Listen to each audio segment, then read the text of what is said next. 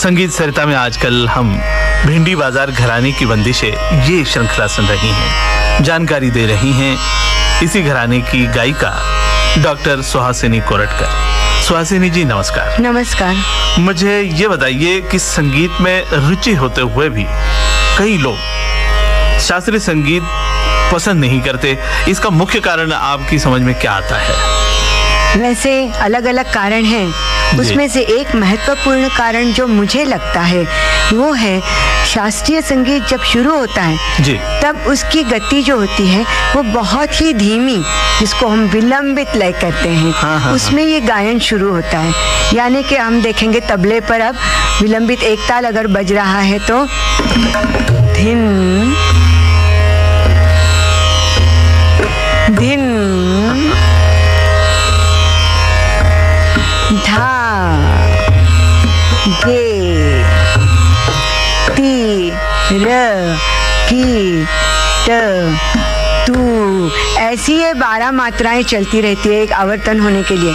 और इसके साथ जो गायन अति विलंबित लय में शुरू होता है, तो ये तो बिल्कुल जाहिर है कि जो जिनको शास्त्रीय संगीत की मालूमात ज़्यादा नहीं है उनको इसमें रुचि नहीं रहती, फिर ढीला सा लगता है ये गायन, आनंद नहीं ले पाते हैं और रुचि नहीं लेती, ढीला सा लगता है, इसलिए वो आनंद नहीं ले पाते और इसलिए वो उसकी ओर मुड़ते नहीं। हालांकि जब द्रुतबंदी शुरू होती तो सबको अच्छा लगता है, लेकिन वो बहुत छोटे समय के लिए होते, ज़्यादा समय में ये विलंबित लय चलती है और इसलिए ये आम लोगों को जिनको मालूमात नहीं उनको ये थोड़ा सा हम कहेंगे बोरिंग भी लगता है, ऐसे भी कह सकते हैं, अखरता है थोड़ा जी।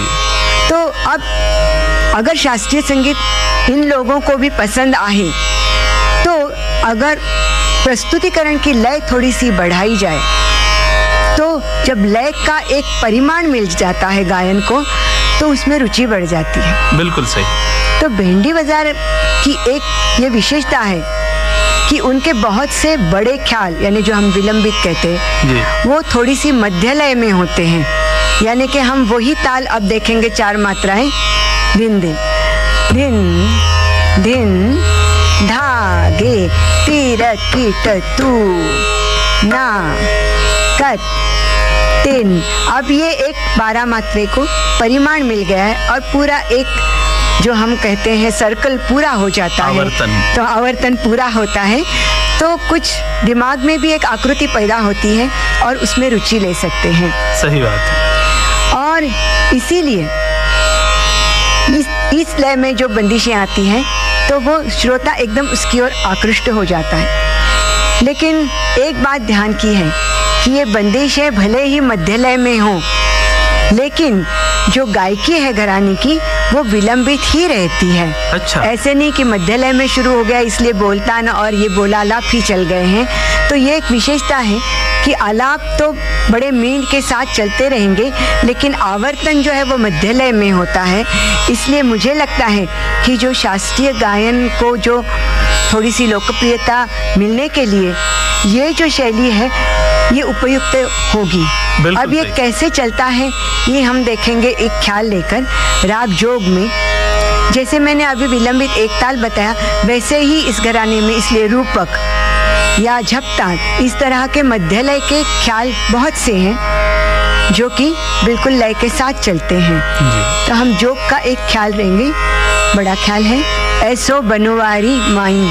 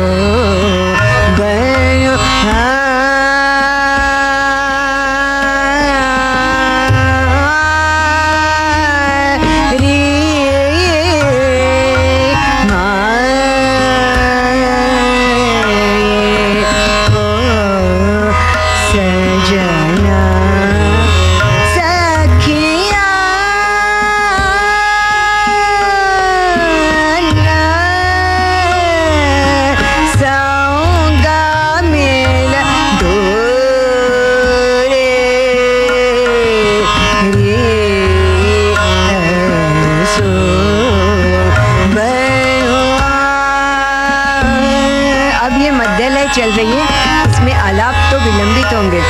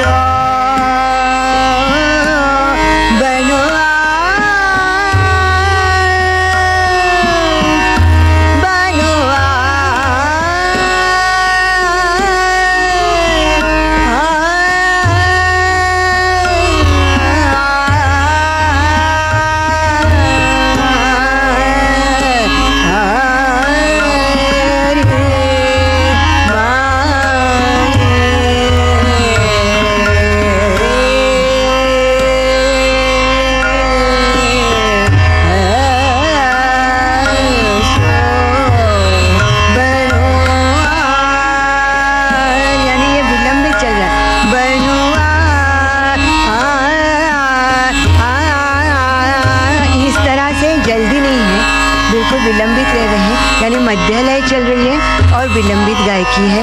इस तरह से ये दो का मेल है, इस तरह से आप कह सकते हैं।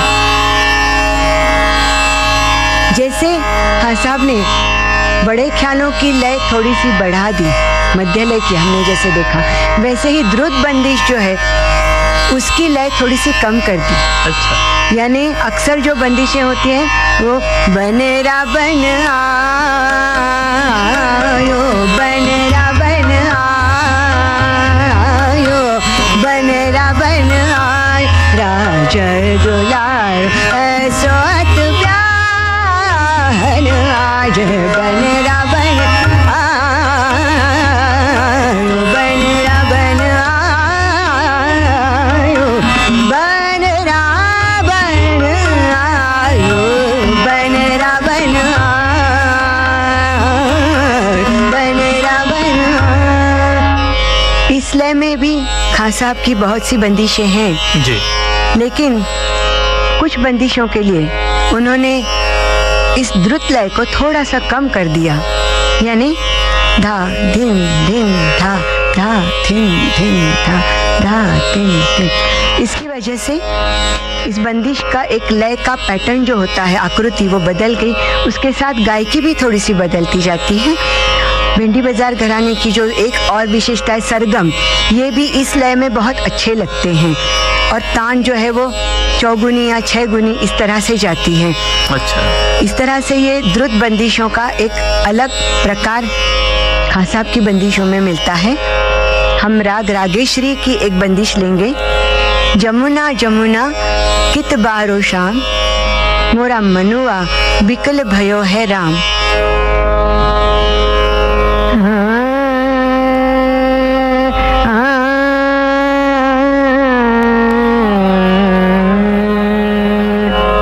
जमुना जमुना कित बारो शाम, जमुना जमुना कित बारो शाम, मोरा मनुआ बिकल भयो है राम।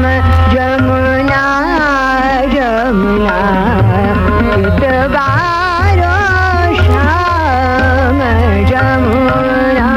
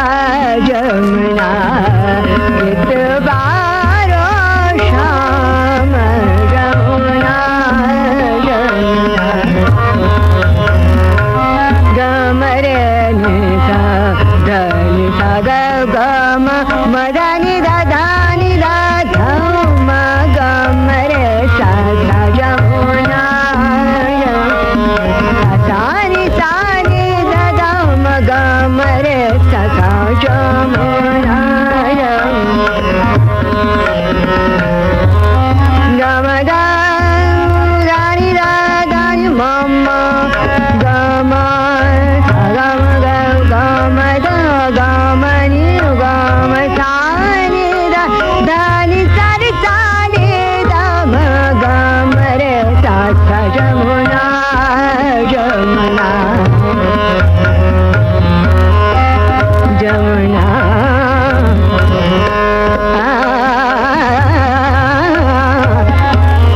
जमुना